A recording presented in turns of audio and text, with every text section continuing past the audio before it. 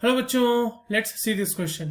यहाँ पे आपके पास एक कंपाउंड गिवन है ए, जिसका रिएक्शन सोडियम ड्राई ईथर के साथ कराया जा रहा है और उससे एक कंपाउंड प्रोडक्ट के फॉर्म मतलब प्रोडक्ट के तौर पे बन रहा है। आपसे सवाल ये पूछा जा रहा है कि ये ए जो है वो क्या हो सकता है। अब यहाँ पे आपके पास चार अलग अलग नाम दिए हुए हैं ए की पॉसिबिलिटी के लिए। आपको इनमें से सर्च करना है और बताना है कि ए हमारा कौन सा पॉसिबल कंपाउंड हो सकता है। चलिए इस क्वेश्चन को सॉल्व करते हैं। सबसे पहले ये देखते हैं कि इस क्वेश्चन को सॉल्व करने के लिए जो हमारा की कॉन्सेप्ट है वो क्या है।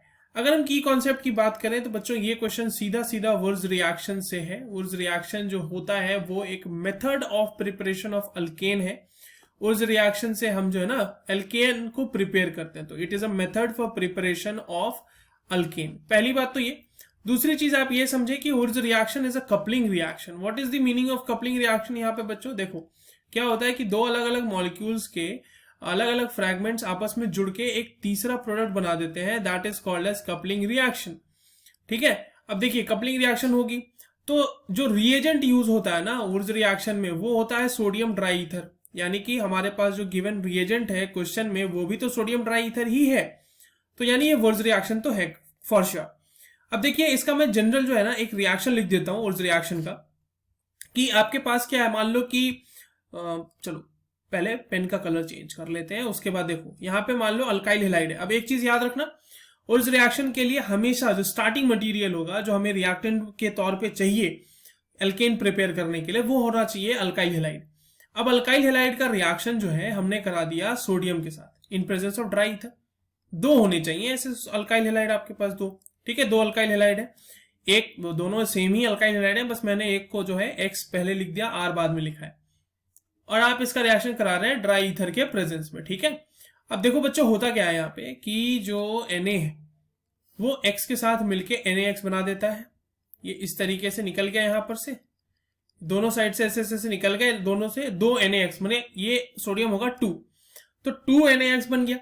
अब देखो इस कंपाउंड का R एक फ्रैगमेंट और इस कंपाउंड का R एक फ्रैगमेंट आपस में जुड़ के बना देगा एक दूसरा कंपाउंड जो कि है आपका R और R। ठीक है, और साथ में आपको बाय प्रोडक्ट क्या मिल गया 2NaX। This is the basic idea about Wurtz reaction. अब बच्चों क्या करते हैं कि हमारे पास जो क्वेश्चन में गिवन कंपाउंड्स है ना उनको एक एक करके हम लोग बनाते हैं और उससे प्रोडक्ट बनाते हैं। तो क्लोरोमीथेन है हमारे पास। अब देखो क्लोरोमीथेन क्या है बच्चों, CH3Cl। इसका अगर हमने दो मॉलिक्यूल ले लिया और उसका हमने उर्ज रिएक्शन कराया सोडियम के साथ in presence of dry ether, तो क्या मिलने वाला है? देखो एक मॉलिक्यूल का CH3 दूसरे मॉलिक्यूल के साथ CH3 मिलके क्या बनाएगा, CH3CH3। अच्छा ये तो हम कर रहे हैं, मगर सबसे पहले ये देख लो बच्चों कि आपके पास जो कंपाउंड प्रोडक्ट में गिवन है ना वो एक्चुअल में है क्या। यही प्रोडक्ट बना हुआ है। अब देखिए इसमें कितने कार्बन है, तो 1 2 3 4 5 और 6 कार्बन है, यानी कि ये N हेक्सेन है बच्चों हमारा। तो यानी कि हमें फाइनली जो भी हमारे पास रिएक्टेंट यूज करेंगे उससे हमें N हेक्सेन ही बनाना है फाइनली।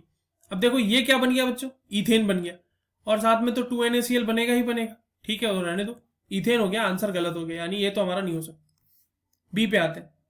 बी क्या कह रहा है हमारा, क्लोरो इथेन, यानी कि 2CH3CH2Cl, ये हो गया क्लोरो इथेन। इसका रिएक्शन करा दिया सोडियम के साथ ट्राई ईथर के प्रेजेंस में।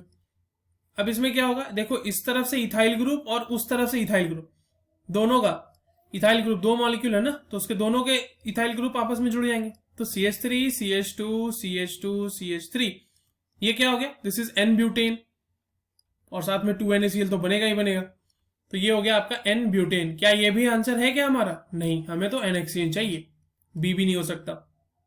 सी पे आते हैं। सी क्या कह रहा है, 1 क्लोरोप्रोपेन, यानी कि CH3 CH2 CH2Cl, this is 1 chloropropane. दो क्लोरोप्रोपेन ले लिए, दो Na ले लिए, और ड्राई ईथर के प्रेजेंस में इसका रिएक्शन करा दिया सर। ठीक है बच्चों, तो जब रिएक्शन करा दिया तो अब यहां पर से क्या बन जाएगा, देखो CH3 CH2 CH2 CH2 and CH2 and CH3, ये लग रहा है N हेक्सेन। तो यही तो है हमारा रिएक्टेंट जो N हेक्सेन बना रहा है, साथ में 2NaCl तो बनेगा ही बनेगा। तो C तो हमारा बना रहा है। ठीक है, डी को भी चेक कर ही लेते हैं, हालांकि होना तो चाहिए आंसर सी ही, बट डी को भी चेक कर लेते हैं। 2 क्लोरोप्रोपेन दिया हुआ बच्चों, 2 क्लोरोप्रोपेन ऐसा नजर आएगा कुछ हमारा। तो इसका जब आपने रिएक्शन कराया सोडियम के साथ in presence of dry ether, अब देखो ये जो है ना, दो ऐसे ऐसे मिल जाएंगे आपस में, इस तरीके से, इस तरीके से।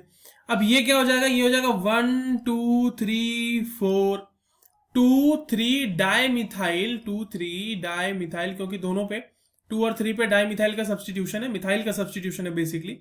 तो 2 3 डाई मिथाइल ब्यूटेन हो गया ये कंपाउंड हमारा, और साथ में NaCl तो है ही हमारा बाई प्रोडक्ट 2 NaCl। तो ये तो नहीं हो रहा, तो डी भी आना हमारा आंसर गलत हो गया। So the correct answer for this question is option C. I hope you understood this well. All the very best.